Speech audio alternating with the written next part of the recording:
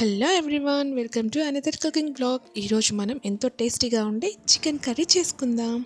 ఇందుకోసం నేను 1 kg chicken తీసుకున్నానండి.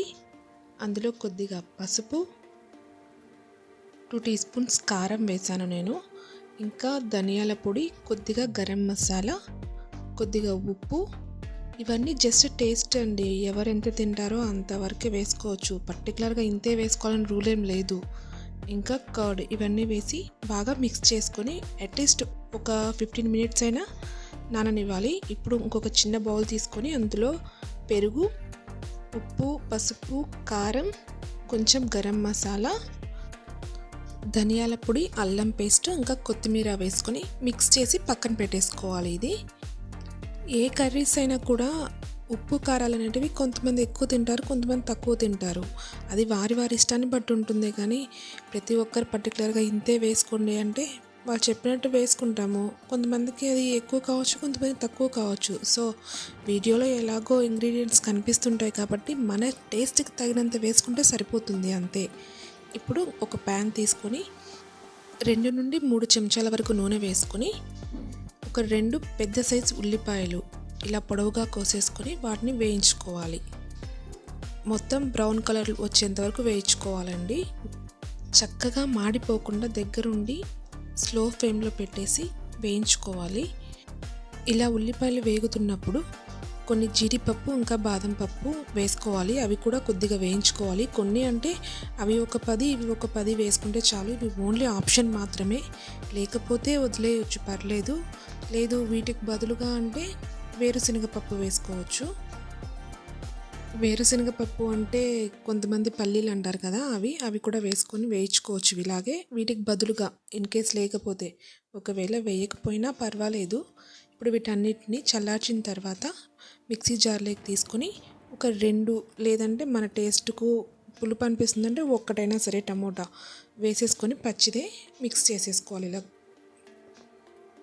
మనం ఉల్లిపాయలు వేయించుకున్న ప్యాన్లోనే ఆయిల్ ఉంటుంది కదా కొద్దిగా, అదే ఆయిల్లో మనం ముందుగా కలిపి పెట్టుకున్న చికెన్ని వేసి అందులో చికెన్లో ఉండే నీరు మొత్తం ఇంకిపోయే వరకు వేయించుకోవాలండి. ఇలా ఎందుకు వేయించుకోవాలి అంటే మనం కర్రీ చేసుకున్న తర్వాత కూడా ముక్క గట్టిగా ఉంటుంది, లోపల కూడా మంచిగా కుక్ అవుతుంది, ముక్క విరిగిపోకుండా నీట్గా ఉంటుంది. అలాగే ఇక్కడ చూపిస్తున్న విధంగా అయితే సరిపోతుందండి. చూసారా, ఇందులో ఎటువంటి వాటర్ కూడా లేదు. ఇలా డ్రైగా అయితే సరిపోతుంది.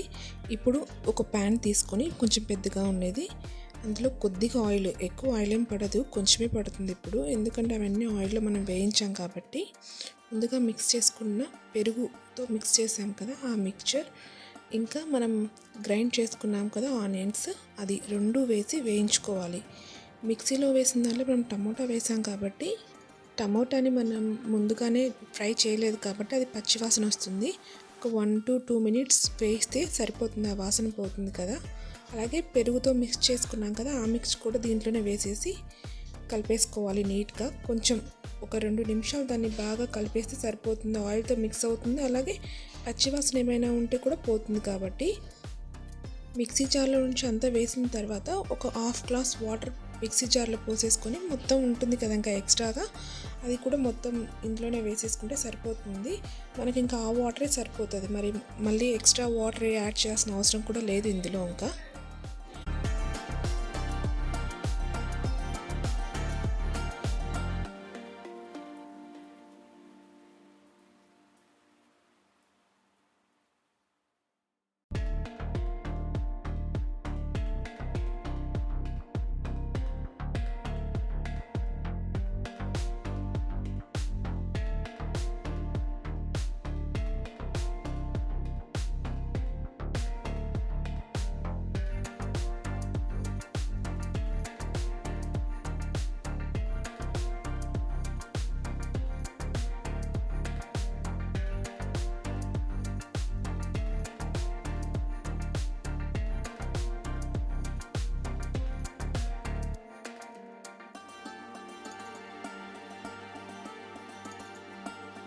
వాటర్ పోసుకున్న తర్వాత అది బాయిల్ అవుతుంది కదా, సైడ్స్ బబుల్స్ లాగా వస్తుంది.